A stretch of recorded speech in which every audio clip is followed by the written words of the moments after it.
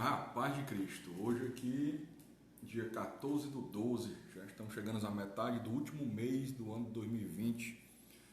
Estamos aqui nessa segunda-feira, início de semana, clamando a Deus, e agora nós vamos fazer aquela pausa do meio-dia para nós orarmos, né? Primeiro vamos fazer uma leitura da palavra, meditar na palavra e depois orarmos, né?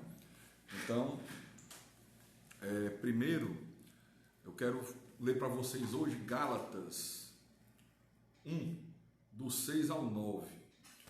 Olha, uma das coisas mais sérias, a mais séria, a coisa mais séria que pode existir na humanidade é uma pessoa ser pregador, ministro do evangelho. Por quê? Porque a palavra diz o seguinte: muitos não queiram ser mestres, pois serão mais cobrados. O que é mestre? Mestre é professor, tá? O pastor que tem o dom de mestre é o dom de professor, de ensinar a palavra, certo? E outra passagem que deixa muito clara a responsabilidade, o peso e o grande risco de você fazer errado, eu vou ler agora Gálatas 1, do 6 ao 9. Assim diz a palavra do Senhor. Estou chocado de que estejais vos desviando tão depressa daquele que vos chamou pela graça de Cristo para seguirem outro evangelho. Que na verdade não é evangelho. O que acontece é que algumas pessoas vos estão confundindo com o objetivo de corromper o evangelho de Cristo. Contudo, ainda que nós, ou mesmo um anjo dos céus, vos anuncie um evangelho diferente do que já vos pregamos, seja considerado maldito. Conforme já vos revelei antes, declaro uma vez mais: qualquer pessoa que vos pregar um evangelho diferente daquele que já recebestes, seja amaldiçoado. Olha bem a seriedade disso. Olha bem a seriedade disso. Vamos meditar aqui nessa palavra. Aqui o apóstolo Paulo está escrevendo para os Gálatas, a igreja da Galácia, para os Gálatas. E ele diz o que? Gálatas 1,6. Estou chocado. O apóstolo Paulo estava chocado de que estejais o desviando tão depressa daquele que vos chamou pela graça de Cristo para seguirem outro evangelho. Ou seja, o evangelho verdadeiro é só um. Só existe um. Está aqui. Palavra de Deus. Mas existem outros evangelhos. Evangelhos falsos, que ao invés de levar a Deus por meio de Cristo, levam para o inferno por meio do engano. Então, ele está falando aqui para pessoas que inicialmente eram convertidas ao Evangelho, se diziam cristãs, mas estavam passando a seguir todo o vento de doutrina. Estavam passando a ouvir outros evangelhos e seguir outros evangelhos.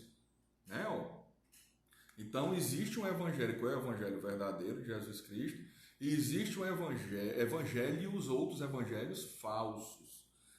Aí ele fala que, na verdade, não é evangelho. O que acontece é que algumas pessoas vos estão confundindo com o objetivo de corromper o evangelho de Cristo. Então ele diz, na verdade, esses outros evangelhos aí não são evangelho, porque evangelho é algo originalmente criado pelo cristão, pelos apóstolos. Os evangelhos que falam da pessoa de Jesus Cristo, que trazem as boas novas, a salvação. Então, esses outros evangelhos que pregam por aí não são evangelho, Qual é o verdadeiro evangelho? Como é que eu vou identificar? Você tem que ler a palavra, estudar a palavra, para saber se quem está pregando tem autoridade. Porque quem tem autoridade é a palavra, não é o pregador. É a palavra que dá autoridade ao pregador. Então você tem que ler a palavra, estudar a Bíblia para saber se o que estão pregando para você é evangelho ou não. Só que tem milhões de pessoas em todo o mundo no engano. Por quê? Porque vão para uma missa ou para um culto, ouvem ali aquela pessoa falar, não estudam a palavra e acreditam no que ele fala. Essas pessoas deixam de ter a salvação porque passam a seguir um falso evangelho. E aqueles que pregam falso evangelho são amaldiçoados. Isso é muito sério. É com muito temor e tremor que eu ministro, que eu prego, que eu ensino o evangelho.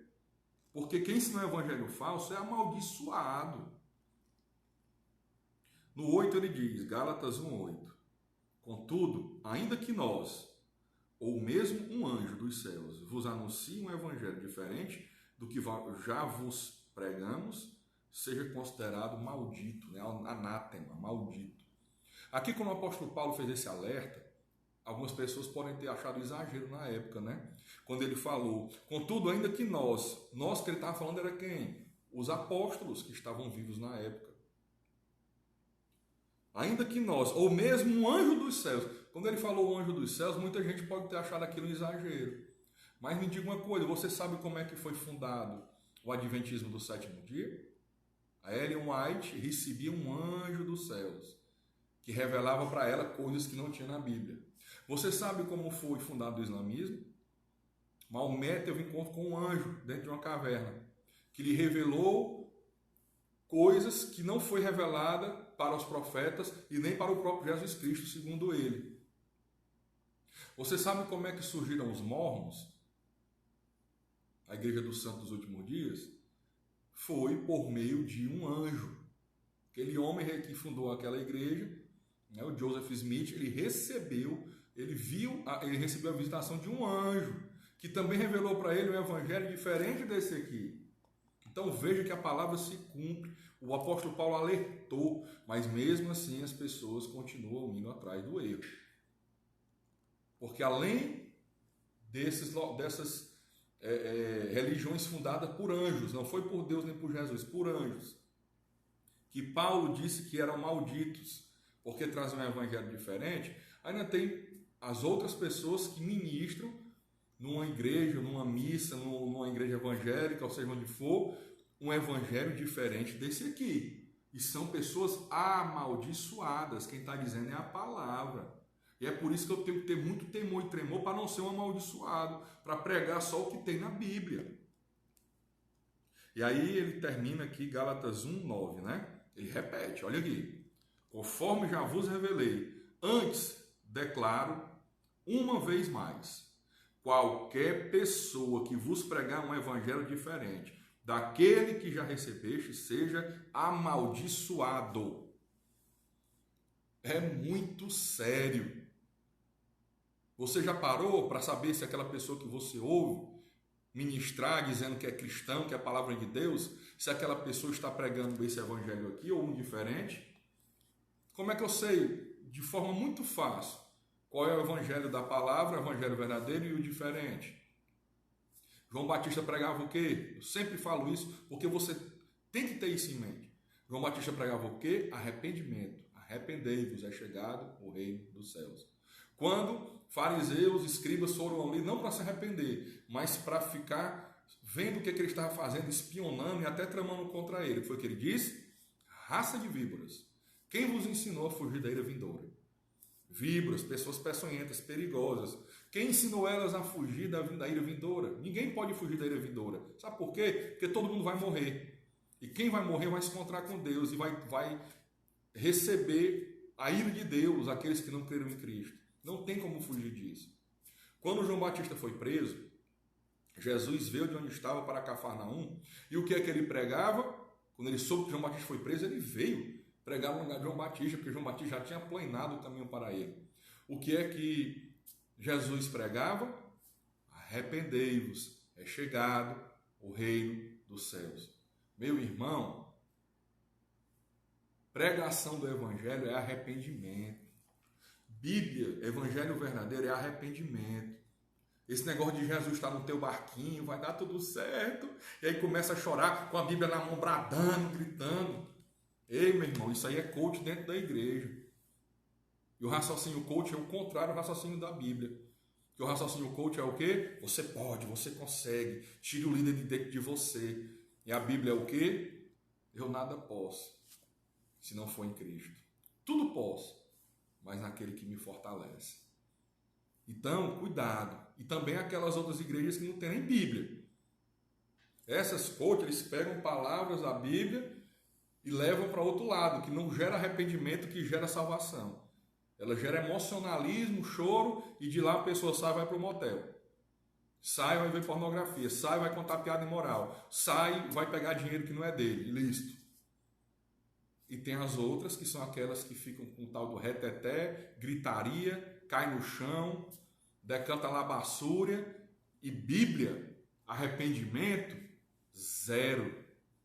Ao contrário, tem facção, inveja, briga dentro desse tipo de ministério neopentecostal, porque eu já vi.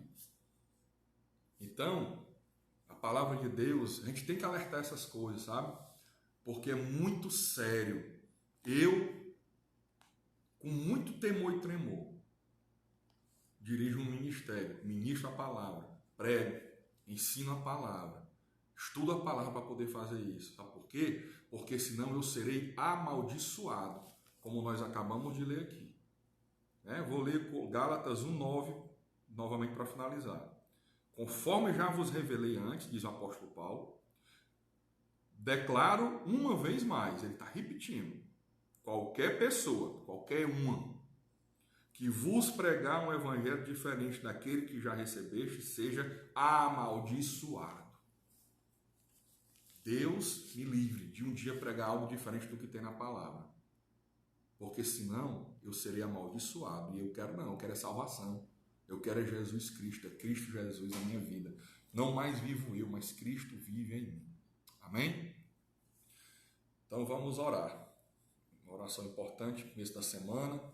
O segundo dia da semana, o primeiro foi ontem, nós já entregamos as primícias ao Senhor e não ao culto. Se você não fez, faça domingo que vem. E hoje, no segundo dia da semana, nós vamos orar. Amém? Senhor Deus Pai amado, eu quero te pedir, Senhor Deus, em nome de Jesus, bênção sem medida, Senhor Deus. Tua palavra diz que fé é crer que existe um Deus e que esse Deus beneficia aqueles que o buscam. Isso é fé, é o que diz a Bíblia. Então eu quero pedir em nome de Jesus que as pessoas que estão me assistindo agora creiam que existe um único Deus, Yahvé, Deus Pai, Pai de Jesus, o Cristo, e que Ele beneficia aqueles que o buscam. E o maior benefício é a salvação, é a vida eterna, muito embora Ele não dê bênção nessa vida. Então eu quero pedir no poderoso nome de Jesus, abençoa as pessoas que estão assistindo, abençoa as pessoas que têm temor e tremor diante de Deus, abençoa as pessoas que buscam seguir o verdadeiro evangelho, abençoa as pessoas que seguem o evangelho verdadeiro que fala de arrependimento. Arrependei-vos, é chegado o reino dos céus. Que Deus o abençoe e o proteja, que você tenha uma semana de trabalho abençoada, que tudo que você faça seja para a glória de Deus. Quer comeis, quer bebais, quer façais qualquer outra coisa, seja para a glória de Deus. Nunca para a glória de homens, para a glória de Deus. Deus te abençoe e até amanhã ao meio-dia, se Deus quiser.